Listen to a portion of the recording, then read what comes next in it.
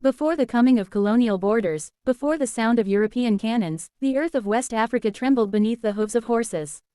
In the wide savannas between forest and grassland rose a kingdom unlike any other in Yorubaland, the Oyo Empire, a state built on discipline, balance, and power. The story of Oyo began around the 14th century, when Yoruba settlers founded a city known as Oyo-Ile, the Old Oyo. Unlike many Yoruba communities surrounded by dense forests, Oyo stood at the edge of the savannah. This location changed its destiny. From the north came horses, trade routes, and military ideas. Oyo leaders learned the art of cavalry warfare, and soon, warriors on horseback became the heart of their armies.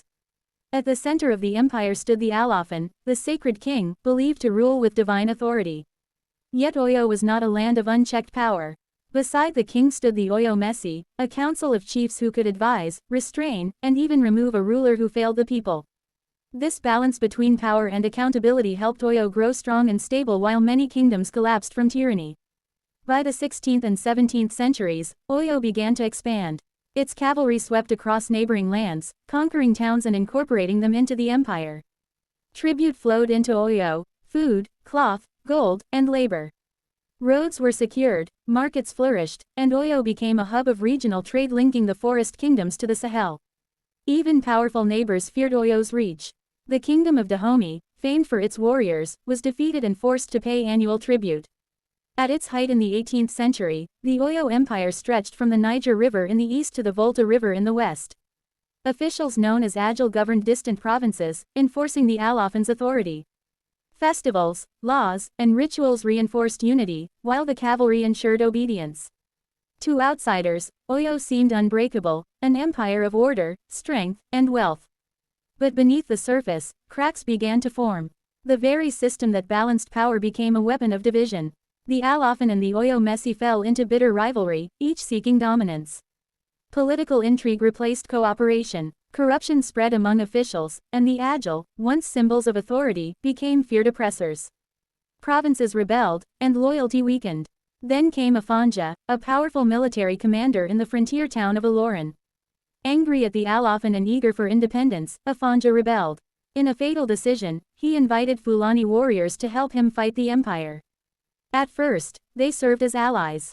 But soon, they seized control, turning Ilorin into an Islamic emirate loyal not to Oyo, but to the rising Sokoto Caliphate. This betrayal was the turning point. Oyo's cavalry declined as horses became scarce and warfare changed.